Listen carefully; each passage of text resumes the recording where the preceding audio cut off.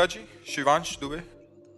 महाराज जी, हमारा विवाह 10 दिन पहले ही हुआ है। महाराज जी, समाज में व्याप्त पति पत्नी के रिश्तों में कटुता देखकर मेरा मन भी अपने भविष्य के दाम्पत्य जीवन में के प्रति दोनों को चाहिए कि अवलो न सानी अबना न सही हो, इस शब्द पर ध्यान दीजिए।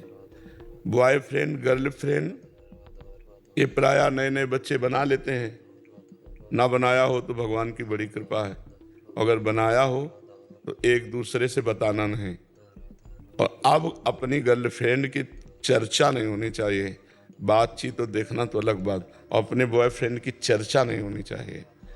नया जीवन समझो, ब्याह हो जाने पीछे जो गलतियां हुई, मतलब आप लोगों में ना होंगी लेकिन जिनमें भी हो, वो एक खटास वहीं से पैदा शुरू हो जाएगी। तो हमारे नए जीवन में खटास ना पैदा होने पावे, कटिंग कोई हमारी भावों की ना होने पावे, इसलिए हमको अपनी बात पूर्व जन्म की मानकर उसे छोड़ देना। अब नया जन्म क्या, अपनी पत्नी से अनुराग करे, अपने पति से अनुराग करे, और एक दूसरे की घर गृहस्थी की गलतियों को क्षमा करें।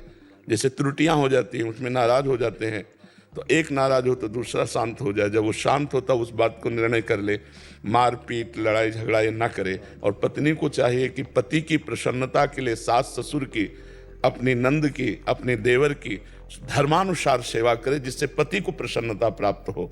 और पत्नी के लिए पति को चाहिए कि मेरी अर्धांग है, अर्धांग का मतलब जिससे मेरा आधा शरीर है, तो हम उसकी हर कामना की पूर्ति करें। और उसका हाथ हमने लिया है, तो अगर वो 100 गलतियां भी करे हमारे सामने, तो भी हम उसे क्षमा करके प्यार ही देंगे, डांट फटकार नहीं लगाएंगे, तो कभी विच्छेद हो ही नहीं सकता संबंध।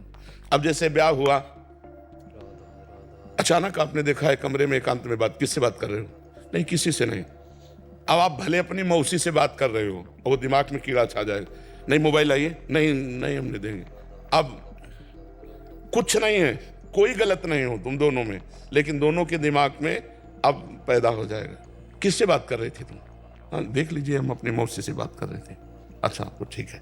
कोई भी ऐसा छुपाव क्षेत्र ना रह जाए, भले आपका मौसी का लड़का है वो, लेकिन ब्याह हो गया तो अब आपको पति से अनुमति लेके कि वो आया हुआ है, आप कहें तो मैं बात कर लूं, आप ना कहें तो मुझे कोई जरूरत नहीं, क्योंकि आपकी अधीनता पति के प्रति होनी चाहिए। हमारे किसी भी आचरण से हमारे पति को संशय न हो, ऐसे ही पति को चाहिए कि हमारे किसी भी आचरण से हमारी पत्नी को संशय न हो, तो हमारा जीवन निर्वाह हो जाएगा। नहीं तो छोटे, आजकल बहुत छोटी बुद्धि है, छोटी छोटी बातों में संबंध विच्छेद हो जाता। संबंध विच्छेद हो गया तो जीवन किस काम का। बहुत सावधानी से चले, कोई ऐसी हरकत दोनों के बीच में नहीं होनी चाहिए कि दोनों का मन मुटाव हो, कभी ऐसा नहीं होना चाहिए। एक दूसरे को फाइनल अपनी पूरी वृत्ति रख देनी चाहिए खोल के।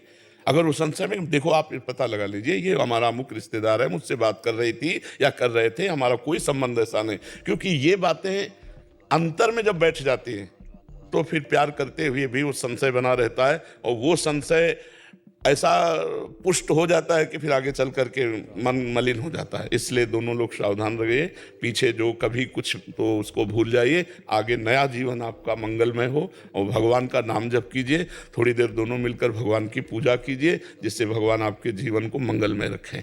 क्योंकि आराधना अत्यंत आवश्यक है। जैसे आप पवित्र आचरण करोगे तो आपकी जो संतान होगी वो पवित्र आचरण वाली बनेगी। आप ही नींव हैं, आगे की जो हमारी पीढ़ी है उसकी नींव है। आप नाम जप करते हुए, भगवान का चिंतन करते हुए जीवन व्यतीत करेंगे तो आपकी संतान बलवान, बुद्धिमान, तेजोमय होगी। आप गंदे चिंतन, गंदा आचरण, गंदा व्यवहार, वैसे गंदे व्यवहार वाले बच्चे होंगे। महाराज जी, आपने बहुत सूक्ष्मता से इस टॉपिक को अपने उत्तर दिया है महाराज जी। महाराज जी, प्रायः ऐसा बहुत जगह हो रहा है, नासमझी के कारण फिर बहुत सारा संधि विच्छेद, और ये बहुत प्रायः बहुत बड़े स्तर पे हो रहा है महाराज जी। रोज प्रश्न आते हैं बहुत सारे। हाँ, क्योंकि बहुत गंदगी फैल रही, हर बच्चा, बॉयफ्रेंड गर्लफ्रेंड, व्यभिचार, गंदी बात, नशा, ये सब। अब हम कहते हैं कैसे गृहस्थ धर्म का। देखो, आप भले गर्लफ्रेंड बनाए हो, लेकिन आपको वो लड़की पसंद नहीं है जो दूसरे को बॉयफ्रेंड बनाए हो। आप बताओ, ईमानदारी से बताओ। आप भले बॉयफ्रेंड बनाए हैं, लेकिन आपको वो पति चाहिए जो केवल आपसे प्यार करे। ऐसा कैसे हो सकता है? आप अपना चरित्र दूषित रखें, आपको चरित्रवान मिले, ऐसा कैसे हो सकता है?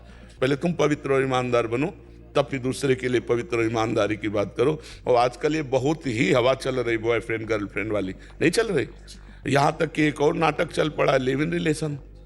अब बताओ ये क्या है? लिव इन रिलेशन क्या है? ऐसा कैसे हो सकता है? ऐसा कैसे जीवन हो सकता है? आप विचार करो। ये भारत है यार, भारत की एक मर्यादा है, ये धार्मिक देश है। ये कोई ऐसा नहीं कि अन्य देशों जैसा हो कि जब मनावे जिसके साथ मनावे आप चली जाओ, ऐसा नहीं है। ये चरित्रवानों का देश है, यहाँ एक अलग महिमा है। हम भारतवासी किसी अन्य का अनुकरण नहीं करते, अन्य हमारा अनुकरण करें। हम धर्म से चलने वाले लोग हैं, पर आज वो अन्य का अनुकरण होने से गंदी बातें आई। अपने देश की कहीं भी जो लिव इन रिलेशन या बॉयफ्रेंड या गर्लफ्रेंड, हम कहते फ्रेंड बनाना पाप नहीं है, लेकिन बेविचार करना पाप है। जब तक आप एक दूसरे का जीवन निर्णय न कर ले कि हम समर्पित एक दूसरे को आजीवन, तब तक आप उसके चरित्र को दूषित मत कीजिए। पर ऐसा कहाँ होता है? मुझे तो जैसा सुनाई पड़ा, क्योंकि अपने ना समय में था और ना अपने किसी को जानते हैं ऐसे, लेकिन जो नए नए बच्चे मिलते हैं उनका मतलब यही होता है, बताते हैं कि मतलब यही है कि गंदी बात करना मतलब यही है। तो गंदी बात करके तो फिर जब नवीन पुरुष या नवीन बालिका को आप स्वीकार करेंगे तो आचरणों में देखो, खुली बात है, अगर आप 4 होटलों का हफ्ते में भोजन पाते हैं तो आप एक रसोई का भोजन नहीं पा सकते। आपको 4 होटलों की चाट दौड़ाएगी बाहर। तो जब ये रसेंद्रिय है तो जनेंद्रिय फिर, अगर 4 पुरुषों से तुम्हारा मिलने का स्वभाव रहा है तो तुम एक पुरुष में नहीं टिक सकती। अगर 4 लड़कियों से मिलने का स्वभाव रहा है तो एक लड़की में नहीं टिक सकते। अब गृहस्थी तुम्हारी क्या होगी? तुम देख रहे हो हमारा पति औरों से बात कर रहा है, औरों के साथ खेल रहा है, वो देख रहे हैं कि हमारी पत्नी औरों से बात कर, क्या गृहस्थी रहेगी यार?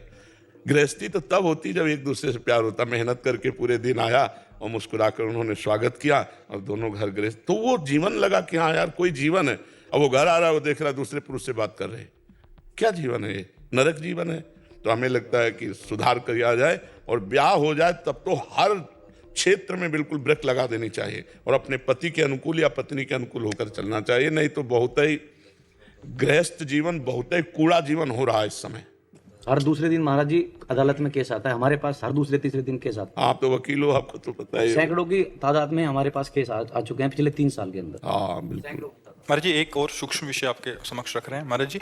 जैसे विवाह हो गया, एक पत्नी का या एक पति का भाव ठीक है, बट दूसरे जने का भाव ठीक नहीं है, तो ज्यादा घुल मिल के बातचीत करना अकेले में, वो भी एक बड़ा धर्म संकट हो सकता है। मतलब किसी और से घुल मिल के, हाँ मतलब वो, क्योंकि वो तो बाहर हैं या इधर वो घर में ये बाहर हैं, तो फिर वो किसी अन्य। बिल्कुल नहीं, पत्नी को सावधानी रखनी चाहिए कि कभी भूल करके ऐसे आचरण नहीं करने चाहिए, या पति को भी, कि जिससे पति पत्नी के बीच में संशय पैदा हो जाए। क्योंकि संशय हो गया तो फिर कितने दिन टिक पाओगे? एक जगह कितने दिन टिक पाओगे? संशय नहीं होना। तभी तुम कह रहे हैं ऐसी माया का प्रभाव चल रहा है कि माता पिता पुत्र में संशय, पति पत्नी में संशय, मतलब विश्वास हटता चला जा रहा है। विश्वास हटता चला, बिना विश्वास के सब धूल है, सब धूल हो जाता है जीवन। गृहस्थ जीवन कितना सुंदर जीवन है, आप एक सद्भावना में देखो तो कितना सुंदर जीवन है। माता पिता की सेवा कर रहे हैं, मेहनत करके धन कमा रहे हैं, पत्नी के साथ खुशी है, छोटे छोटे बच्चे राजी खुशी से, ये कितना सुंदर सेवा बन रही भगवान की। अब उसी में ये सब गंदी बातें तो सब कूड़ा हो जाता है। इसके लिए शास्त्र स्वाध्याय करो, सत्संग सुनो, नाम जप करो, जिससे बुद्धि पवित्र हो, हमें पता चले क्या करना चाहिए क्या नहीं करना चाहिए।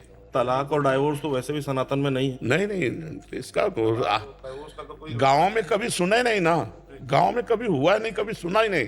ये तो अब सुनने को, हाँ कितनी बड़ी, आप देखो कितनी बड़ी समर्पण वृत्ति होती थी। हम अपने सामने की बात कह रहे हैं कि लड़का कभी लड़की को देख नहीं सकता जिसके साथ ब्याह हुआ है, लड़की लड़के को नहीं देख सकती।